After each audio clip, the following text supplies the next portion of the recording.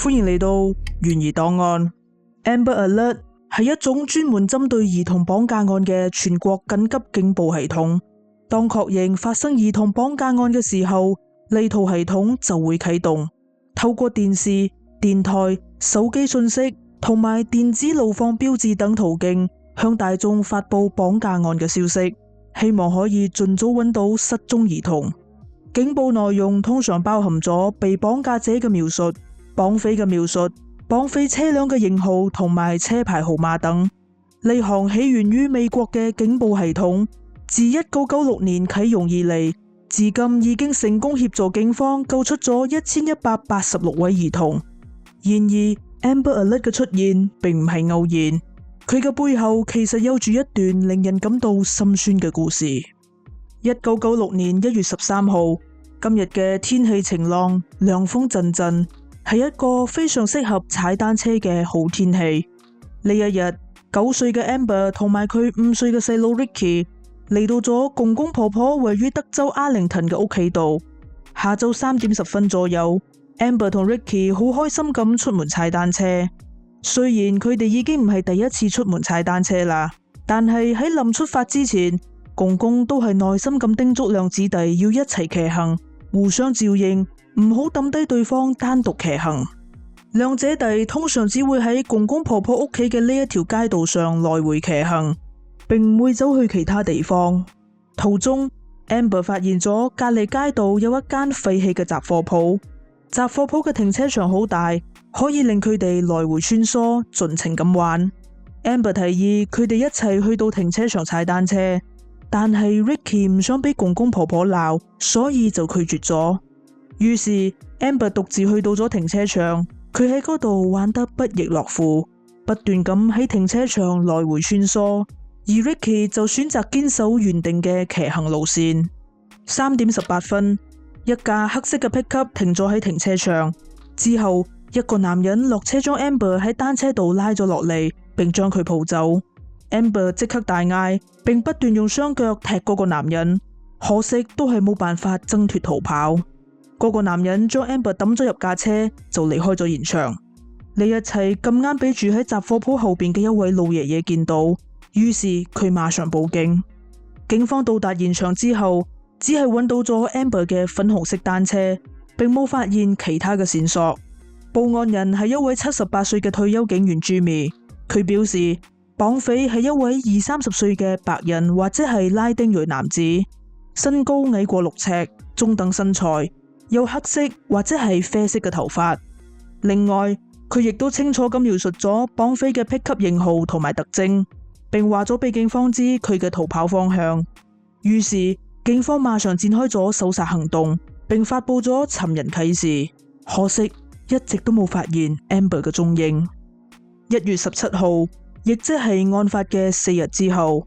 一名男子帶住愛犬喺樹林散步嘅時候，喺一條坑渠度發現咗一具細路女嘅遺體。佢面部向下咁瞓咗喺嗰度，全身赤裸，只有左腳仲着住一隻襪。警方到達現場之後，證實咗死者就係失蹤嘅 Amber。Amber 條頸有多處嘅撕裂傷，法醫推斷 Amber 應該係俾人用刀或者係螺絲批等工具割喉而亡噶。由於 Amber 陳屍喺坑渠度，所以好多證據都被水沖走咗，而警方亦都冇對外公布 Amber 到底有冇遭到性侵。由於發現遺體嘅樹林相對隱蔽，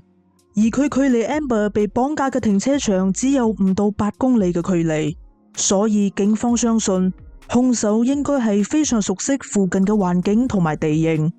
當時警方第一時間懷疑發現遺體嘅嗰名男子就係兇手，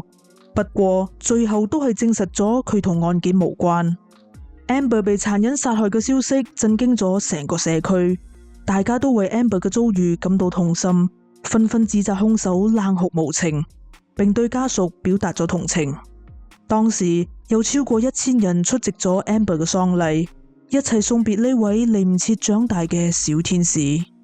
之後 Amber 嘅父母 Richard 同埋 Donna 亦都不斷呼籲政府應該要制定更加嚴厲嘅法案，嚟到管制綁架犯同埋性罪犯，起到保護兒童嘅作用。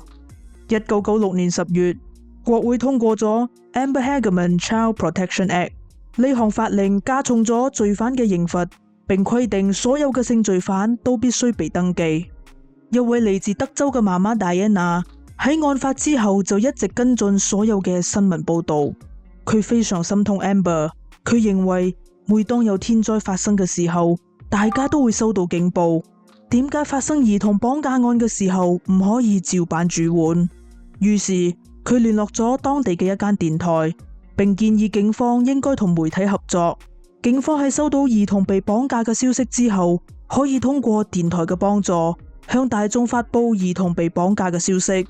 等大家可以幫手留意，提高兒童獲救嘅機會。當時戴安娜提議警報應該取名為 Amber's Plan， 當地嘅電台都陸續採納咗戴安娜嘅建議，並將警報取名為 Amber Alert， 隨即開始啟用。1998年，兒童警報基金會創造咗第一個全自動警報提醒系統 ANS。當有兒童失蹤或者被綁架嘅時候，除咗電台之外，電視台、其他執法單位、報館同埋社區團體都會自動收到警報。另外，周圍社區嘅民眾亦都會喺 call 機、電郵同埋手機短信上第一時間收到警報。不過，為咗避免發出錯誤嘅警報，令到民眾虛驚一場，繼而忽視咗正確嘅警報，所以美國司法部列出咗相關嘅指引，俾各州嚴格遵守。喺發出警報之前，必須先符合以下嘅條件：第一，警方必須確認已經發生綁架事件；第二，兒童必須面臨嚴重受傷或者係死亡嘅風險；第三，必須有足夠嘅描述性資訊，包括兒童、綁匪或者係綁匪嘅車輛，以發出警報；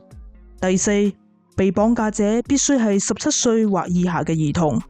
直到今日，除咗全美50個州之外， Amber Alert 亦都被加拿大同埋 Puerto Rico 等31個國家所採用。Google 同埋 Facebook 亦都會向周圍嘅用戶顯示警報，提醒大家附近啱啱發生咗兒童綁架案。案發至今已經過咗28年，警方喺咁多年以嚟，一共收到咗超過7000條線報，可惜依然冇辦法掌握到兇手嘅身份，將佢緝拿歸案。Amber 嘅媽媽 Donna 喺接受採訪嘅時候表示，佢每日依然都會掛住個女，佢好想知道點解兇手要咁樣對待 Amber， 並希望佢可以出嚟自首，還 Amber 一個公道。不過往好嘅方面諗， Amber 嘅遭遇造就咗 Amber Alert， 亦都因此拯救咗好多兒童嘅性命，意義非凡。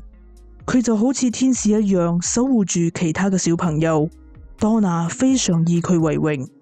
雖然大家都認為本案會永遠咁成為懸案，但係警方就一直都冇放棄調查。警方嘅發言人表示，